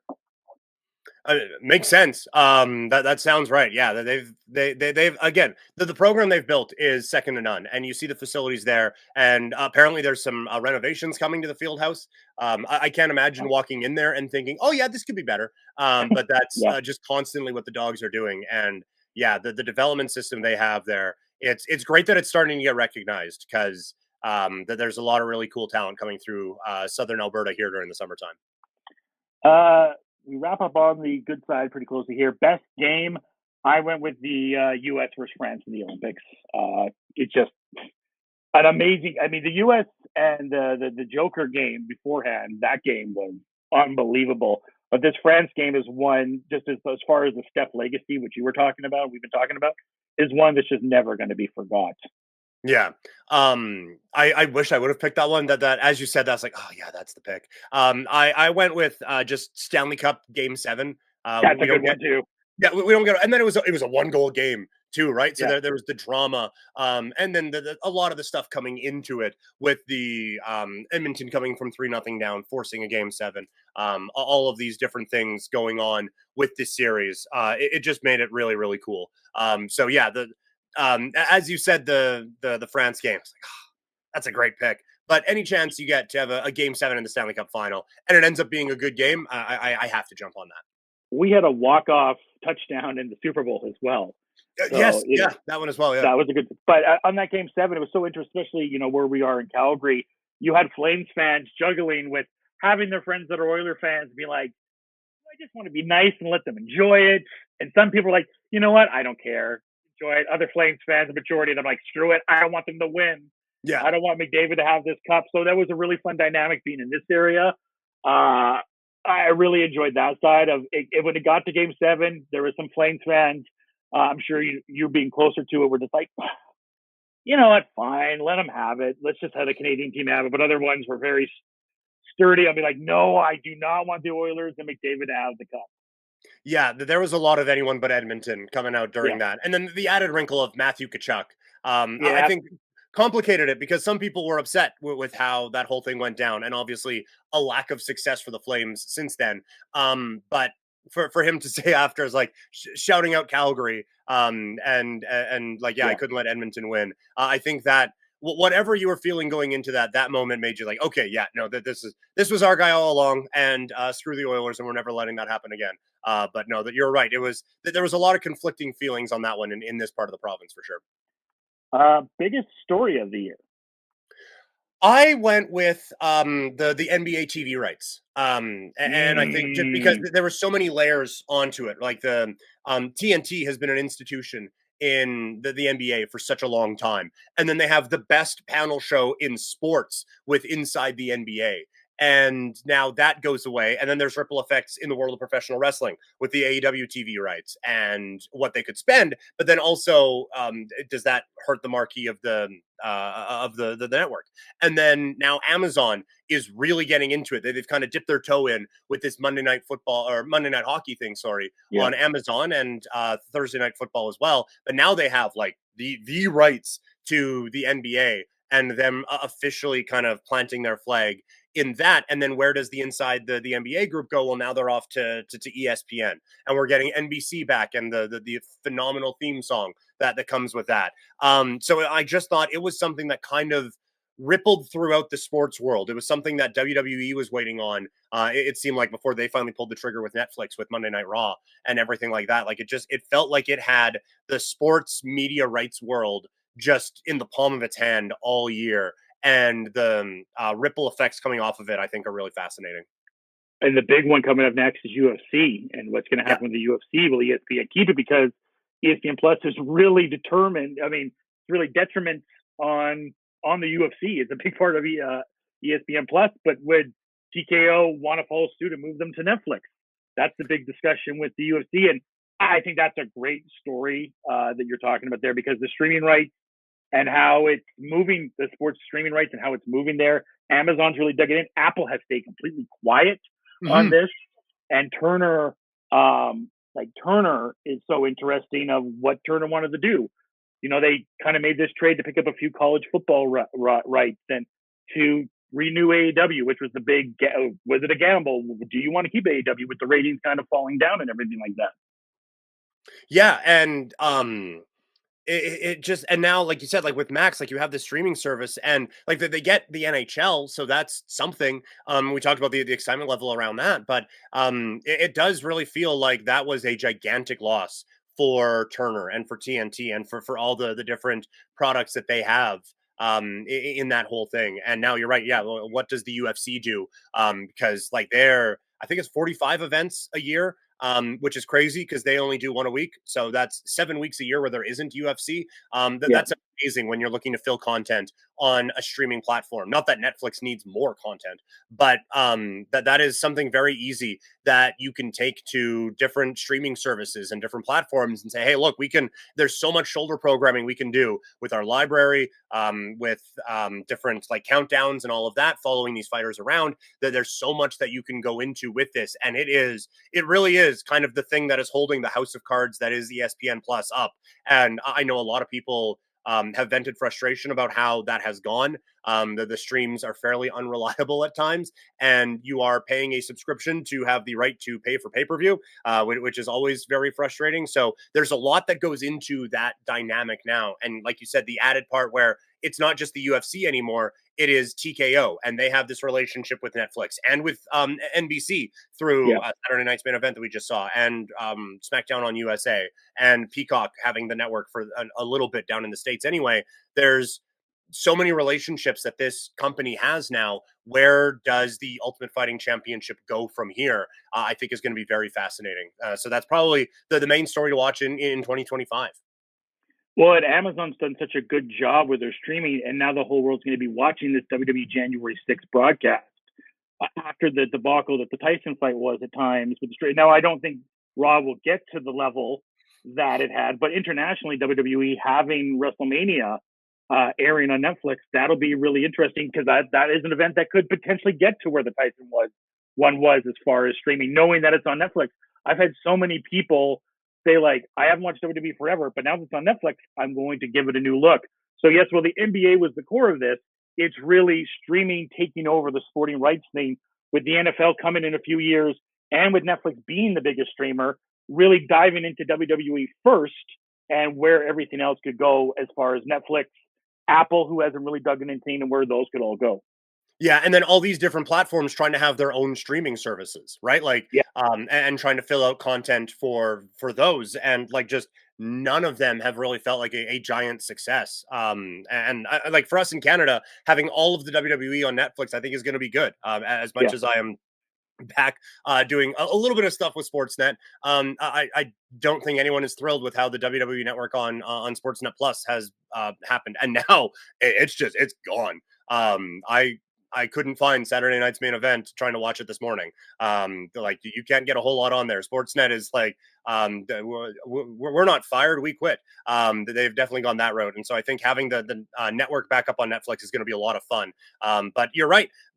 I think the next big one is going to be Christmas with the NFL games on Netflix. And not like for us, it is the NFL on Netflix. For others, it is the Beyonce concert at halftime on Netflix. And so there's I don't know if it's going to get to 60 million, but it's going to do very well, and we will see what kind of systems are in place at Netflix. And if that doesn't go well, Amazon just has a little bit more that they can kind of puff their chests out on, and we'll see what they can do with that. And the last note on this story, because I find it so interesting, and it crosses both sporting podcasts and pop culture podcasts that we do, is also the Canadian sporting rights, right? AW's contract with TSN's about to run out. The Sportsnet want to take that. And then the bigger gamble is to Sportsnet with their NHL rights. What are they going to do? Yeah, because that has always been the big thing hanging over all of this, right? And again, like with Sportsnet, it is fairly obvious from different aspects of their production that there is at least some kind of cost recouping trying to go on with local guys doing national games. And it's changed this year here in Calgary, but the radio team wasn't going on the road for a couple of years post-pandemic. Again, that's changed this year, but they are still kind of in it trying to be a cost savings thing. So I think you already see a bit of it with working out some kind of a side deal with Amazon, and what kind of comes with all of that. But yeah, the TV rights aspect of everything is endlessly fascinating, and I think we just got some big ones this year for sure. That's a great story. Like I'm actually very envious of it.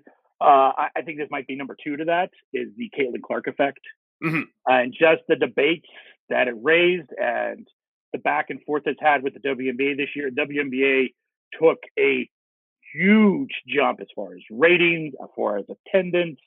It became one of the biggest leagues in American sports this year, and that had a lot to do with Caitlin Clark. But then you had a lot of veterans, a lot of current players being like, well, what about us? Like, why did we built the WNBA? Why aren't we getting attention? And the connection to Angel Reese, and Angel saying, well, the LSU game that we had with her, I deserve just as much of this because that was one of the highest watched games of all time, and I was a big part of that. And then the Rookie of the Year debate with Angel and Caitlin and how that all goes. And now we have this Time magazine cover that just came out with Caitlin Clark, and that whole debate that has sparked things.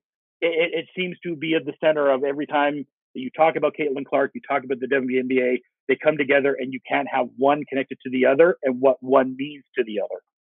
Yeah, there's a lot of talk about it, but very little like actual talk of the basketball part of it. It is a bigger what does it all mean with everything, and then being left off the Olympic team, and stuff like that. Like it was this thing that just kind of flowed through every story on the WNBA side of things this year, and I don't think that's going to stop in the next little while as she starts to get more comfortable in that league, as Indiana starts to have more success in that league and really starts to grow. I think that there's going to be a lot of fascination around this. But yeah, you talk about the positive aspect of it, and a lot of these teams going from where they were playing into the NBA arena for that night. That Caitlin Clark is coming through town, and then some of the attention she gets in the playoffs, and that leads to what was a pretty good postseason in the WNBA, culminating with New York winning it. It felt like, I mean, there was a lot of really bad talk around it, and you are going to get that. But it did feel like a really cool thing to have all this attention on it as well. All right. Best male athlete of the year.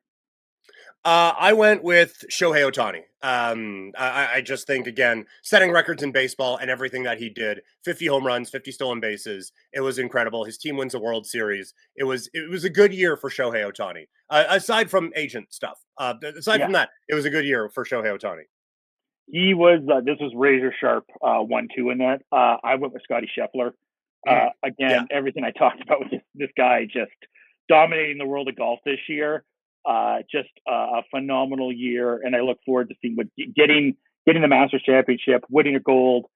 Just was named the PGA Golfer of the Year as well. I'm not a big golf guy, so for me to name you the best athlete of the year means you're doing a lot of something. It was between him and Ohtani. It's razor sharp for those two for me.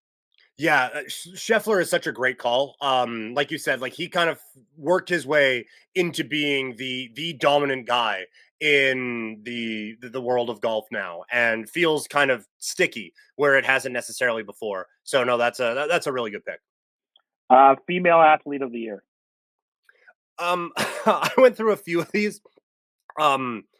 Summer, who I made my Olympian, from a Canadian standpoint. Simone Biles, obviously, incredible year. Aja Wilson and Caitlin Clark in the WNBA. I did go with Summer McIntosh. It is a homer pick, and I understand that. But I just, again, she was the star of the Olympics from a Canadian standpoint. And so for a bigger kind of perspective on that, I went with Summer McIntosh. And no surprise for me, I went with Caitlin Clark. I just thought what she was able to do and grow the sport was to another level. Yeah. Most anticipated event of 2025. It's always a weird in these odd years because you don't have, a Copa or a Euro or a World Cup or an Olympics. We do have a very exciting hockey thing coming up this year. Yeah, and that is the direction I'm going. I'm Yeah. going to say the Four Nations. I just think that we haven't had best on best hockey in so long, and I get it is just a dipping the toe in for it. There are only Four Nations, hence the name. But the fact that we're going to get Crosby and McDavid on the same team, and get to see all of this amazing talent, and I think, like, talking about the growth of the NHL, this has been an unbelievable time for American talent, and the fact that they haven't been able to really showcase that on this level of a stage, I think has kind of set them back a little bit. But now that you're going to have this opportunity to really shine with that level of player on this kind of a stage, I think is going to be very important for the game. So I know it's not the Olympics, it's not the World Cup, it's not whatever. I'm just excited for it. I think it's going to be fun to see that, and I'd rather that than an Olympics, than an All-Star game. So I'll take it. I'm fine with that. Yeah, I'm really excited. And obviously the answer, does Canada have the goalie, right? That's been the big question. Do they have the goalie? That was my honorable mention. I'm going with March Madness this year because for the first time, I think in over a decade, and actually for the first time for the combined, for the first time in over a decade, probably since Zion, we have two exciting male superstars that people get to watch in Ace Bailey and Cooper Flagg. We have not had that for the tournament for so long. It's been about the teams, which is awesome. But you always want that superstar. And the women have always had the superstar. And they have two more this year we'll get into. But we have Cooper Flagg, we have Ace Bailey, and a bunch of other talented players. And it's going to be really exciting. You get to root against Duke and Cooper Flagg if you want to. You get to root for them if you want to. But honestly, most people are going to root against Duke. And this Ace Bailey kid out of Rutgers is absolutely a stud and making a case to be the number one pick in himself. And then on the women's side, you get to see the last year of Paige, who was kind of the original Caitlin Clark. And she gets to have her senior year and showcase off this UConn team. And then you get to see a really exciting USC team led by Juju. So we get to have some big time stars in March Madness for the first time that we've had in a long time. Yeah, and that's a really good call. And like you said, on both sides of it, yeah, the men's tournament has really taken a back seat the last little while because like the top prospects are from out in Europe or G League teams Yeah, or whatever it is, and now you have this real thing. And like you said, it gives you something to root against with Duke, which it's very easy to do for a lot of yeah, people. But you do also hope that those guys get to stay in for a weekend or two. So you get to build that drama and get to see a little bit more of them. And then obviously, me with a Raptor standpoint, getting to get a pre-scout on these kids as the season goes on, and it's very obvious that a high draft pick is in the Raptors' future. It adds some excitement to that for sure. All right, now we get to be a little bit negative on things, a little bit sad on things. We start off with the worst moment, and I went very homer on this, kind of a two-parter. Canada and shootouts. One really fun shootout against Venezuela, and then two really unfun shootouts against Uruguay to finish third, and then against Germany in the World Cup, in the Olympics, mind you, for the women. Just absolutely devastating two shootouts, especially the men's for getting that third would have been really great against Uruguay, and then that post killed us. But then the women did really rallied the country with a drone gate and everything that happened with that, Yes. and then to rally back, get into the playoffs, and then to lose in a shootout to Germany was absolutely heartbreaking. Yeah, that was. I went maybe a little too real on this, but to me, I couldn't get around everything that went on with Johnny Gaudreau, Yeah, that was and everything with that, and more charges coming out today as we're talking. okay. Kind of drove that home for me. And like just everything that was around it. Even like the obvious part is the tragic loss of life in this, and Yeah, just the unnecessary given the situation that it all occurred in. And then the coverage leading up to it all becoming official, you and I were texting the night before. yeah, You hear the rumblings and all of that, and just how poorly that was handled by a lot of people was very frustrating. Certainly like takes a backseat again to the main aspect of it. And then just the stories of Johnny's significant other was pregnant, and it was for mm, they were there for his sister's wedding, and like Sean Monahan's going out to Columbus to play with Johnny, and now he's just in Columbus. Like just all yeah, these different things. It was so heartbreaking, and the tributes were phenomenal. Obviously everything outside the dome here in Calgary for a long time. And then the WWE coming through and doing a bit of a video yeah, tribute, and Sami Zayn wearing the jersey. I was in the building, and that one absolutely buckled me because I wasn't expecting yeah. it. And then how the Flames and the Blue Jackets handled all of it, and then most recently the Flames with the Blue Jackets in town doing a phenomenal job with that. But it was just such a tragedy that I think kind of hangs over this entire year for me. Yeah, the poster bat, but I will change it to Johnny Hockey because on that level, it absolutely is. And like you were saying, I thought, you were talking about the journalism on it was just so horrible. It made me really proud of good journalists. And I remember that night reaching out to you, reaching out to Moses Boldu from Global, people that I know are in proper positions to actually give out real news, and just hoping that it was false Yeah, because of the terrible news side that was going on around it. And then when you have it, getting, I think it was Detition or whoever it was, or Freeman, actually reporting it. I think it was at 6 a.m. Mountain Time that we officially got it out here, and just being absolutely just devastated and gutted with how much Johnny meant out here, not just as a hockey, but doing everything he did with the Children's Hospital and for the community, and just being a real pillar of the community.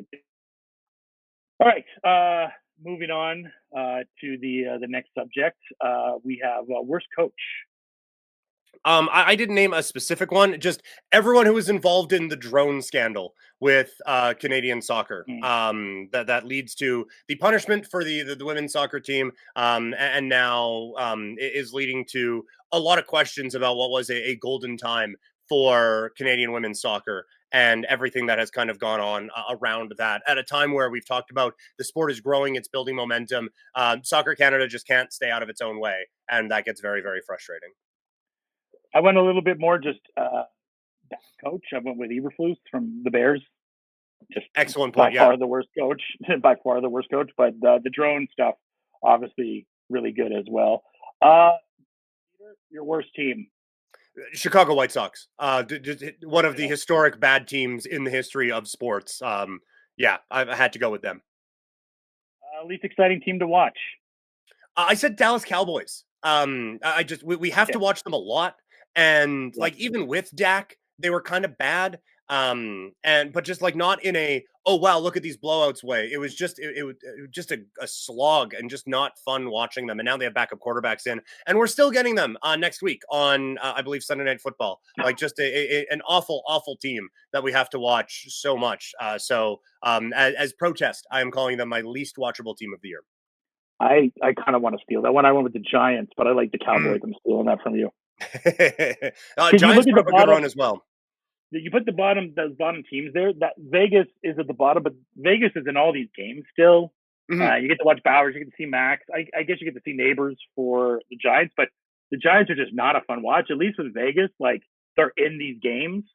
Yeah. And they're like they're not a terrible watch. Like the Giants are just not enjoyable football, but the Cowboys being stuck in prime time is great. I had the Jets as I mentioned, and that was my biggest letdown team was the New York Jets. Just with all the they were picked to win the Super Bowl by people. Yeah. Yeah, like they were their win total was 10.5. They were the favorites to win the division. And it's been an unmitigated disaster. I didn't put them as least watchable team because I enjoyed watching them crash and burn all season long. I took great joy in watching them be bad. My the for this one, Letdown? Letdown team. letdown team. That's what it is. Sorry. It's Yeah. the Oakland Athletics. Not that I was Ooh, expecting a whole lot from them baseball wise, but the fact that they are moving to Las Vegas and did it in such a BS way around everything yeah. with what Pathetic. is a really passionate fan base, I think was really, really disappointing. So, in a broader sense of everything, they let me down this year. Yeah, I like that one. Worst jersey? I didn't think there was a lot of bad jerseys, and then the G League released their Christmas jerseys, Oh, that's a good one. and it's just it's not even fun bad. It's just bad. Yeah. I went with the heat culture jerseys of the City Connect because We like did it. heat culture, it was a thing that we made fun of, and then we had to shut up about it because they made the NBA finals. And now I think we can make fun of it again. But to put it on a jersey after Miami had the undisputed best city jerseys. Yes. And like I wasn't a huge fan. I don't like the theme jersey thing just in general. I just kind of feel like if you have a cool jersey concept to bring out, just use it. We don't need to have because it's a City Connect thing or it's a whatever thing that whatever we're doing. It's just we have an awesome third jersey. We're going to use it now. That's just how teams used to do it. But I was able to just shut up about it because Miami Vice jerseys were so good for so many Beautiful. years. And to go from the jerseys that kind of should just be their jerseys to heat culture, which looks like I can get at like a random store on the street that doesn't sell licensed Miami Heat stuff. It's just it's disgusting and I hate it. And so now I get to make fun of the City Connect jerseys because I think it's an idea that has certainly run its course. That's a solid pick. Worst trade or acquisition? I think we're kind of seeing it. It's Kirk Cousins and this Michael Penix debacle. They signed Kirk Cousins to this giant contract. He's been absolute dog water for them, and then they draft Michael Penix. Other positional players that could have helped them were there. It makes no sense. Did they get halfway through the process of watching Kirk and be like, yeah, we should draft a quarterback instead? And Yeah. it just kind of messed the entire draft up. I'm sure teams like the Rams are mad because maybe they could have had Brock Bowers because Raiders probably would have taken Michael Penix, or maybe the Broncos would have taken Penix and then Bo Nix is a Raider. Who knows? It changed the entire dynamic of the draft after they took Penix, and then Kirk Cousins just not lived up to the hype. Yeah, I think it kind of saved the Raiders from trying to force Yes, a quarterback. I agree. And now Bo Nix has turned out to be better than I anticipated, but I Me too. don't know if he would have had that success with the Raiders. No. And so I think getting a coach and quarterback proof tight end has worked out very well. So Yes. I applaud Atlanta for what they did with that because it saved the Raiders from getting in their own way. That's a really, Yeah. really good pick. I was having trouble thinking of one. I went with the Jacob Markstrom everything that went Yeah. around that. He does eventually get traded, and it's not a bad return. Kevin Ball has turned out to be pretty good on the Flames blue line, and they get a first round pick, which I mean they're a rebuilding team, so that works. But it was everything leading up to it, and it was the team approached him. we're going to waive your no trade, or do you want to move your no trade? We're going to go to New Jersey. And he was like, okay, yeah, I'll do that. And then they're like, jokes, we're not trading you.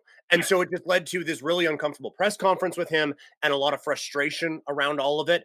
And then eventually he does get traded, but it created this awkward sense around a player who was pretty important to the Flames for a little bit. And so that was it. Honorable mention, it basically the same situation just played out with the Rangers with Jacob Trouba, demanding that he waive his no move clause or no trade clause. And if he wasn't going to do that, they were going to put him on waivers, and they talked to teams about just claiming him and just taking him anyway. I just think that's a really bad way of working around something that a player has every right to have in their contract in a no trade clause. Yeah, I agree. That's a great one. Worst game, there wasn't a game per se that really stuck out to me. It's just like that wasn't that. Like we had that Thursday night football game with Broncos and Colts a few years ago. It was like, this is a really bad game. Yeah. The best I could come up with that I remembered, and again, I need to write these down, but it was Texans and Browns, first round of the playoffs. And everyone was like, Flacco, the Browns, like, this is a great team. And then DJ just came in and just stomped the living crap out of them. And it was not really fun. And I believe it was the first game of the playoffs, too, and kind of set up what was kind of an uneven week of round one of the playoffs. Yeah, I went with the NFL playoffs as well, and like it ended up being an all right game. But I went with the AFC Championship game with the Ravens and the Chiefs. That's right. Yeah, I felt like, and it was just more a personal frustration thing, because I felt like the Ravens were built specifically to beat the Chiefs, and Kansas City's run defense wasn't actually all that great. And Baltimore, you have Lamar Jackson, you run the football, and they just went with a pocket passing style that everyone does against Kansas City, and no one does well with it. And then they were still doing all right. And then Zay Flowers, in the worst rule in sports, fumbles the ball through the end zone, giving Kansas City the ball back and ending any comeback hopes for the Ravens. So there was a lot of frustration with how that game was executed and then officiated and all of that. And so that to me was, maybe it wasn't the worst game of the year, but it was the most frustrating for me. Yeah, like I said, I don't think we had like this is one of the worst games I've ever seen type of thing, but there was disappointments more this year. I think we can agree on this one. The worst fight of the year, Peter. Yeah, Jake Paul, Mike Tyson. No question about it. Yeah, worst fight of ever. Yeah, just awful. The thing I'm sad is that I bought into the nostalgia of it, and in the first round, I'm like, Mike still has it, I think, and then it was like, no, he doesn't. Yeah, I was on the radio in the week leading up, and I was like, I'm not getting excited about this. It's a 58-year-old against a guy who I find annoying. Like, I don't care. But then we were out in Banff for an event with my wife's work, and people have like the prelim fights on, and I was just like, man, Mike Tyson's fighting. What am I doing? I got so into it. I got so invested. We snuck away into someone's hotel, and like we had the stream issues that everyone did. But like by the second round, it was, oh, he can't move, and the other guy isn't very good and doesn't want to get hit. So this is going to be very bad. And then you pile on top the streaming issues and everything like that. It was just abysmal. Yeah.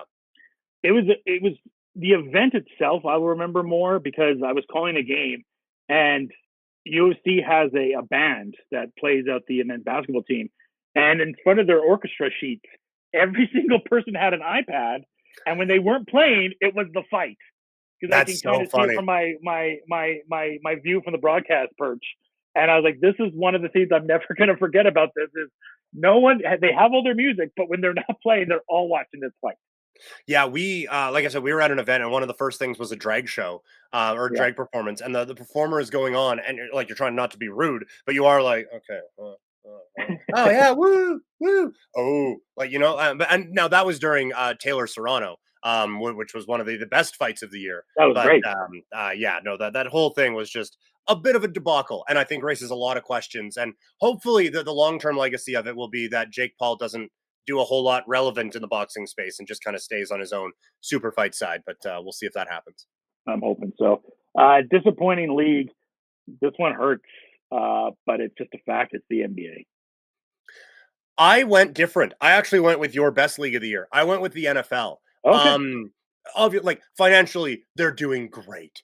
And like they've made a lot of money moves, and we're gonna have football on a Wednesday because it's Christmas because they can. Like this is.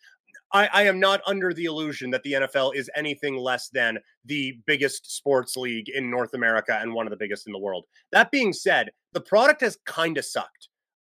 We get a couple very good quarterbacks, obviously, like Mahomes, but even then, like that offense and that team has been borderline unwatchable this year.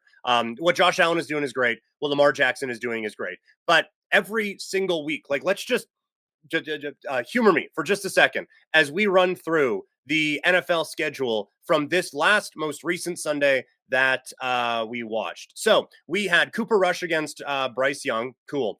Patrick Mahomes on an offense that isn't doing anything against either Jameis Winston or that other guy, DTR. I forget what that stands for, but that Dorian guy. Robinson.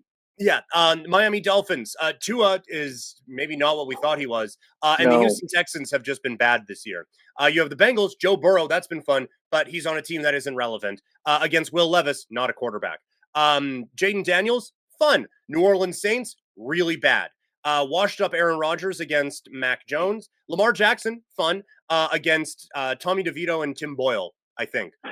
So bad. Steelers, Eagles is great. Colts, Anthony Richardson, not it.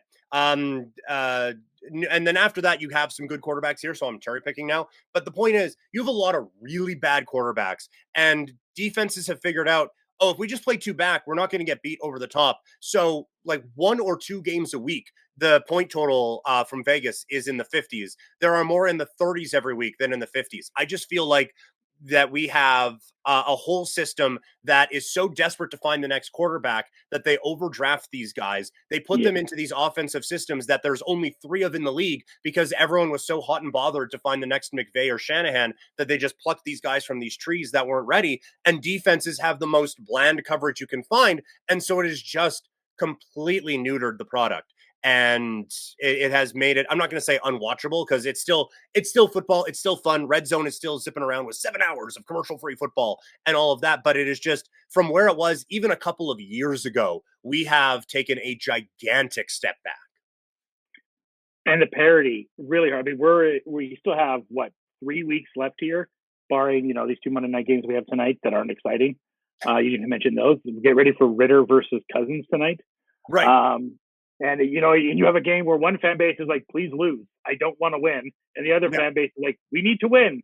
And you're hoping that Kirk Cousins has a decent game with a Raiders team that Max Crosby is hurt for the season, as I say in quotation marks. Yeah. And it is continually frustrating that, I know Simmons talks about this every year. It's like, how do we only have this many good quarterbacks? Like, it makes no sense. How would you have this many good quarterbacks? And you get once in a while, you get a Jared Goff or a Geno Smith or a Russell Wilson who's able to revitalize their career, but that is few and far between. Yeah. Yeah. Like what Baker Mayfield is doing is awesome, but that shouldn't make him a top half of the league quarterback. And wouldn't have like 5 years ago, right? Like there's so many bad quarterbacks. And the problem is teams are drafting them so high and then not doing anything to develop them. Like there's a real systemic problem, I think, in the NFL with this. But again, they're still making money and they're still doing very, very well. But a lot of these teams are going to stay bad for a lot of these reasons. You made a great case, and my pick was more on the business side of things, but as far as on the field, made a great case. On the NBA side of things, it's borderline unwatchable sometimes right now. Yeah. It's everything I said good about Stephen Curry is everything bad about the NBA right now. That clip has been circulating of that Lakers and Suns game with all the missed threes, and I think there was a Hawks and Knicks one that kind of did a similar basis right now. Not to sound very get off my lawn, but here we go.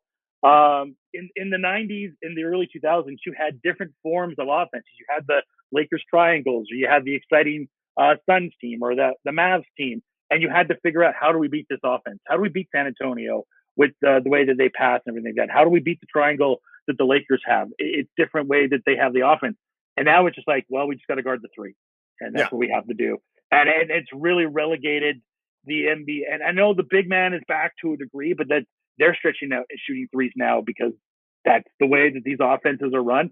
And for me, that's, basketball has been my favorite sport.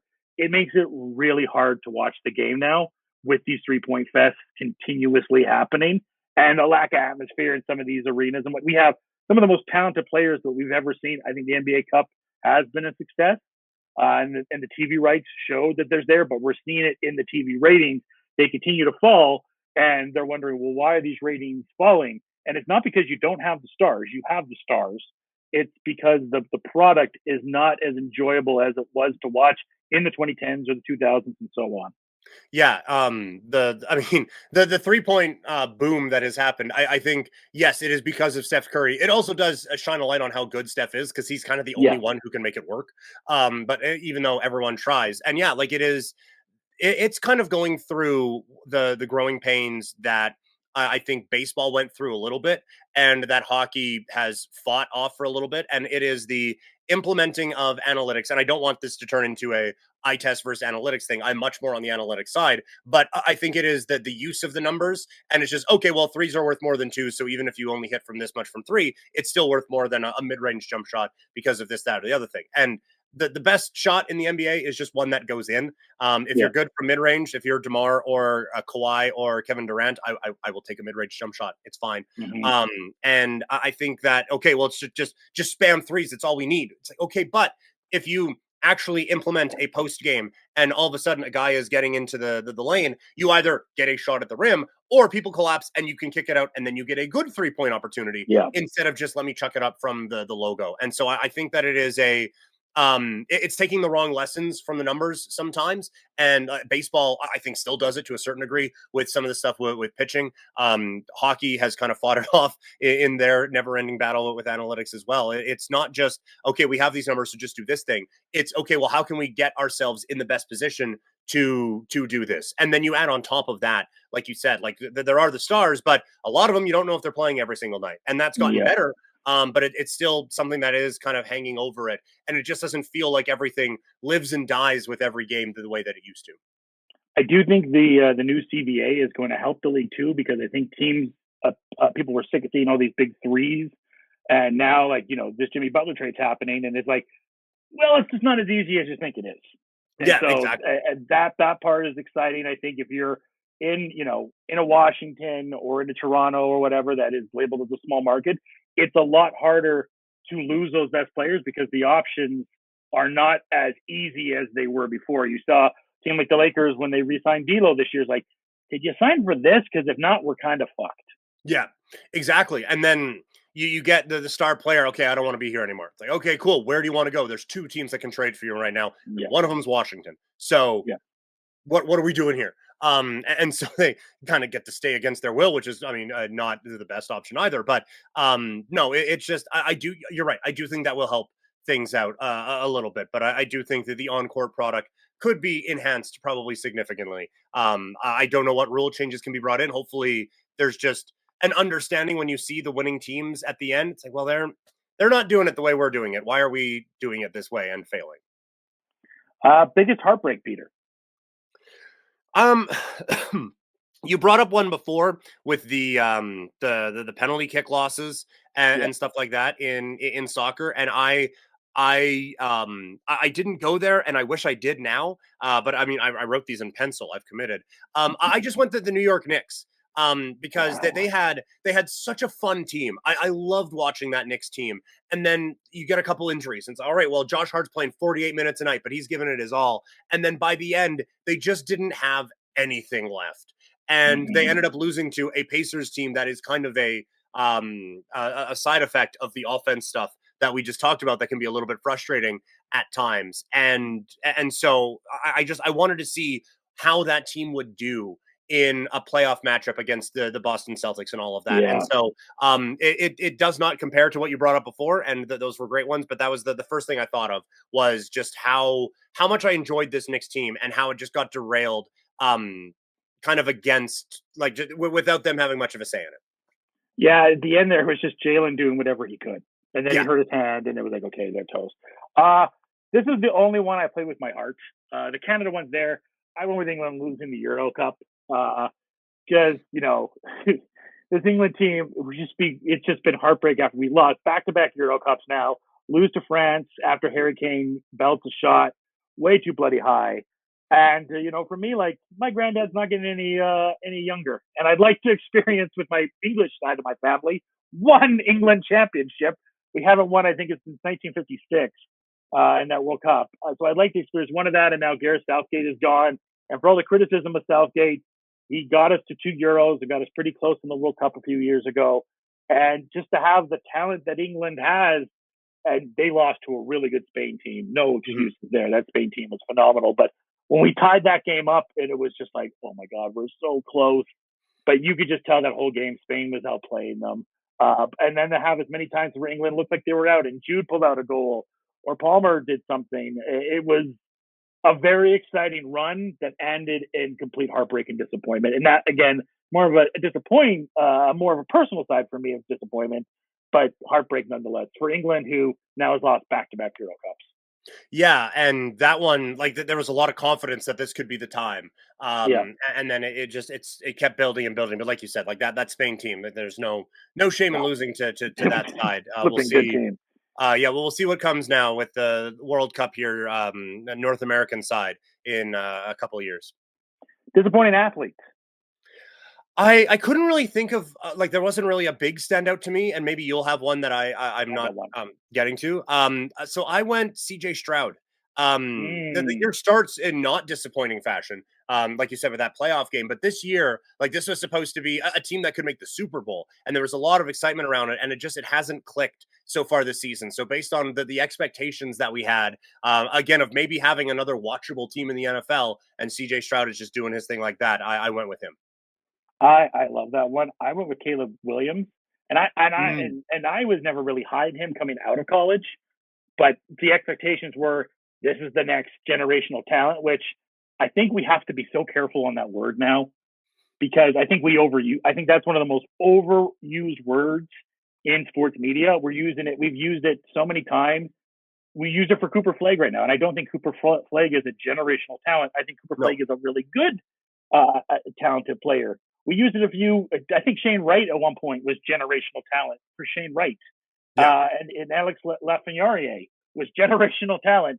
And both of them are having fine NHL careers, but not generational NHL careers. And Caleb was a generational talent at quarterback. And he's been fine to underperforming with the weapons that he's had. Yes, bad coaching from Eberflus, but sometimes the cream rises to the top, to quote Randy Savage. And he has not done that. No, that's a really good pick. Because he was supposed to be someone who, even if things weren't going great like they did at USC, he could handle all of that, and he hasn't really done it. And I do think some of the issues there are offensive line related, but I do think a lot of it is he is just not processing in the way that he needs to on this team right now, and that has been a real hindrance. So no, that's a very good pick, and I co-sign on the generational thing. Like apparently generations only last a year or two, because every year there's a new one. The only generational talents that I can say I've seen in the past 10 years have been Connor McDavid and Wembanyama, and maybe I'm missing somebody. Yeah, I would say Patrick Mahomes is probably Patrick Mahomes, sure. Probably that as well. But no, I would 100% agree with you. Yeah. It's so overused. Most disappointing athlete performance. Went to the Olympics. Basketball. Jamal Murray. What happened? Yeah. He just, when we needed him the most, this is the Canada team that people had medaling, guaranteed medaling, and they had all the right tools. SGA doing his thing. Yeah, we're missing a big. Helps on the way, maybe with Zach Edey in a few years.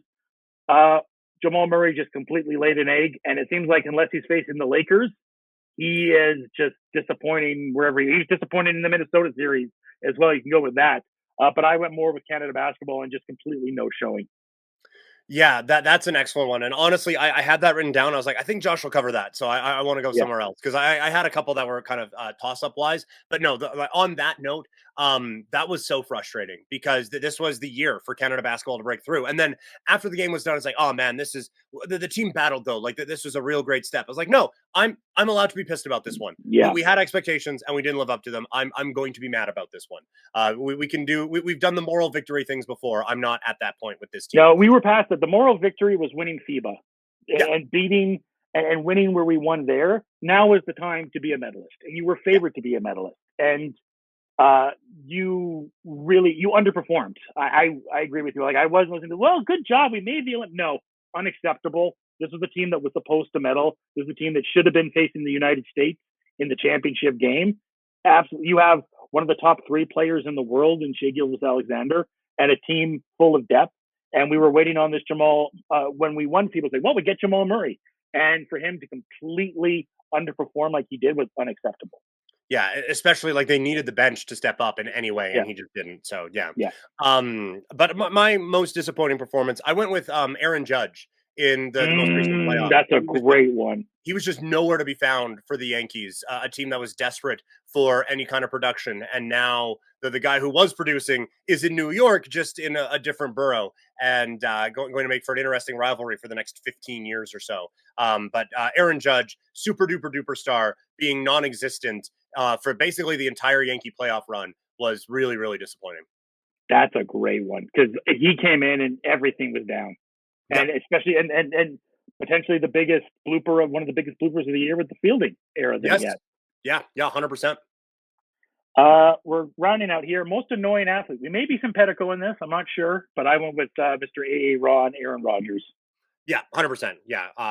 Again, I've taken great joy in that team struggling the way that they have. And the fact that he has been able to stay so arrogant throughout this has been just a true inspiration to arrogant people everywhere, that you can keep that up even in the face of adversity. But saying that whenever someone suggested that it was his fault, he's like, no, I think other people need to take accountability. And then when it was his fault, it's like, well, there was 11 guys on the field, it's not on me. Like, he has just been the exact opposite of what that team has needed, and the exact opposite of what a leader of a football team should be. Honorable mention to his buddy Devontae Adams.